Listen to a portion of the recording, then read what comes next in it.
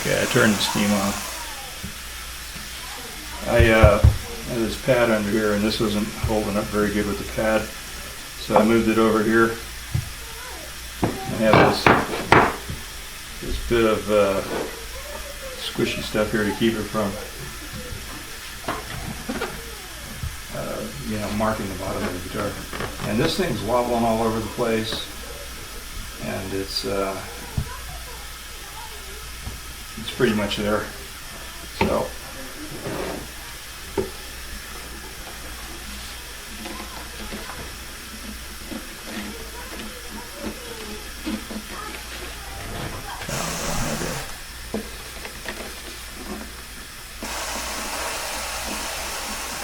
It's totally loose.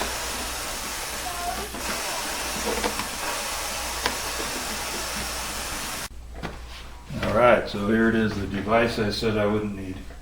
And I thought rather than try to reinvent the wheel, trying to get a clamp to hold on sideways and other things, I just go ahead and do this.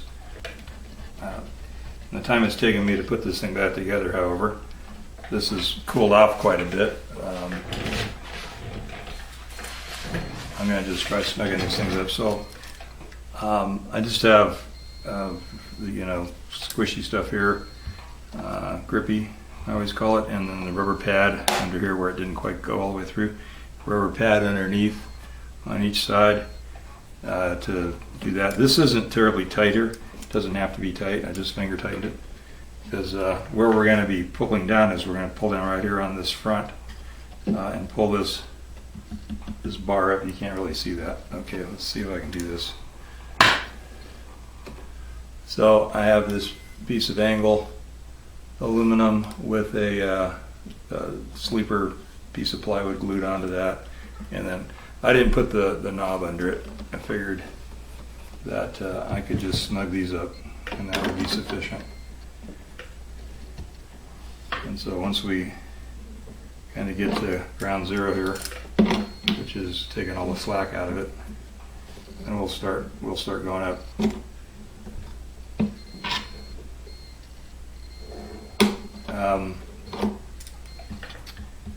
I did push the separator knife up underneath there. It felt like there might be something that was still sticking in there under the neck, under the fretboard. So I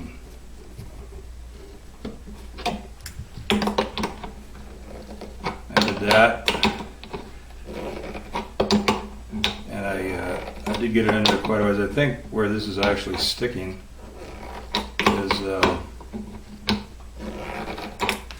is down at the bottom, believe it or not, of this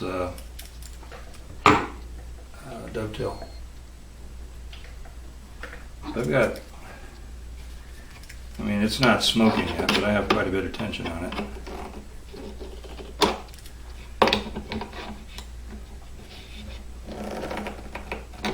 So I think what I'm going to do at this point is get the steam going again and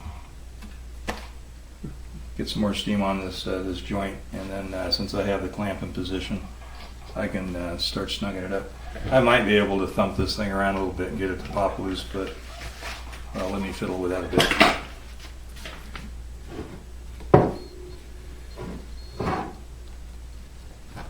Yeah, this thing is so loose. If my arm's in the way or not yet, probably. Let's try. See that now? Yeah, you probably can't tell, but this is really, it's wiggling around a lot. I think it's just stuck right here in this corner right here.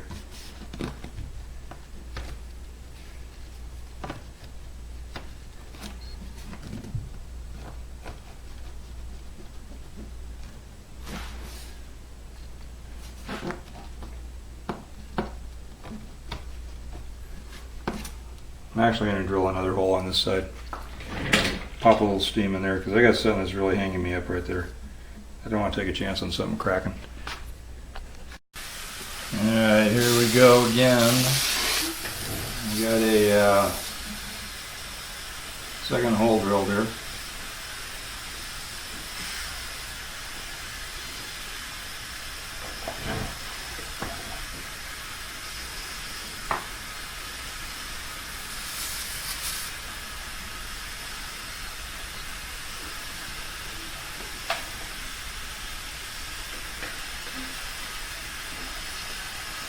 that one over there then.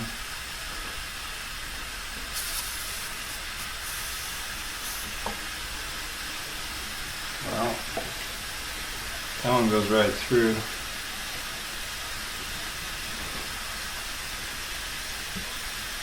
Could be why this one hasn't.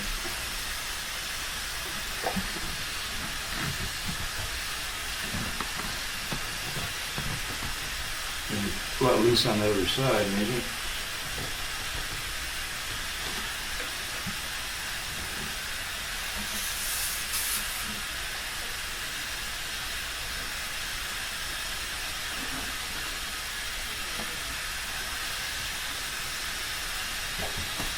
Oh, there it is. Okay, let's turn everything off. Now the second hole I drilled, and I'm going to point out something to you here. I don't know if you'll be able to tell it or not. Where the 15th fret is, you can see is actually in front of or before the end of the tenon here, the dovetail. So what happened was it did not, when I drilled the first hole, it skittered through toward the bottom here, and that's when it went into the pocket. Second hole, I never did feel it hit a pocket, and I turned it around and I angled it. Actually angled it the wrong way because I was thinking maybe the pocket was farther ahead of this, but so it did let loose with some more steam. You can see here, all I have on the fretboard extension is glue. Didn't pick up any top wood, which is always nice. Has some paper right here at the, if I can get over here, right here at the end of the dovetail. Didn't separate the fretboard from the neck at all, right up here and here, which is always a possibility when you got steam blowing through there and you're lifting up on this extension. Let's take a look at the unit itself. Let's get this clamp out of the way. I'm still not sure how much good the clamp did. It came out, so maybe it did some good.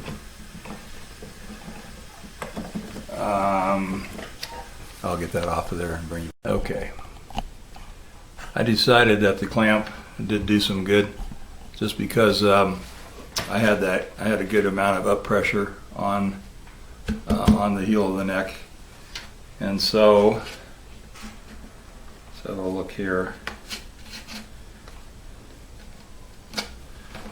Again, we just have glue here, no pieces of fretboard or anything, and we have that little piece of paper right there. That seemed to be what was holding it on. It had stretched to a point because there was about an 1/8 inch gap underneath there before I ever put the clamp on, or well, after I did, and I snuck it out. Just didn't want it let loose, and like I said, I was afraid I might chip something or crack something. You don't want to do that for sure. I'm going to pull the rag out of the inside and take a look, see if I need to dry anything off. This is pretty dry steam in this case. It wasn't pumping a lot of water. My old system, actually, when I first started, it was a little wetter than I would have liked, but I didn't have a better option. So I was barely getting it to boil because I was using an electric heat top. I got no moisture whatsoever inside the guitar. All you're seeing is my head looking in the guitar, but believe me, there's no moisture there. This looks dirty corner up there. All right, so what I'm going to do, there's 6 loose braces, and I'm going to work on the braces and the side cracks. You can't really, I don't know if you can be able to really see. Yeah, you can. If you get them in the right light, you can see there's a pretty lengthy side crack there, and there are There are several. They're not terrible. I mean, as cracks go. I fixed a newer Martin early in my repair career that had been knocked over and sat on basically by the guy's kid, and it was all over the place. So I think that was before I was doing video. So there's probably some pictures of that repair on Guitar Attack. It's a guitar forum website and forum.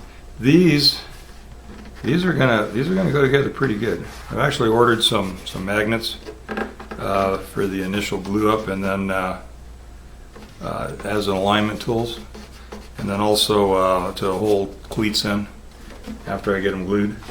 So got this was loose. Let me move this down here. So like I said before, it was loose down around here. So when I push that steam in right here, you can see on the opposite side here, it's backwards in the camera. So over here, you may not be able to see it. So where the corner of the drill bit just went right through into that pocket. And so that steam was going right in there and blowing right out the bottom of this joint. So it really wasn't affecting this up here. In fact, there's a lot of glue right there that didn't even get soft from the steam. So that's it. I'm going to work on the braces, the cracks. I'm going to get all that stuff done while I don't have the neck in my way. Then I'm going to reset the neck, and then I'm going to refret the neck. And the last time I did this, I did it the opposite. I refretted the neck while I had it off, and it begged the question, how do I know where the tops of the frets are compared to where the tops of the frets were when I checked the angle? So I'm going to do it this way, and I think it'll work either way, but I just decided to go in this order. So that's the order I'm going in. All right, that's it for right now.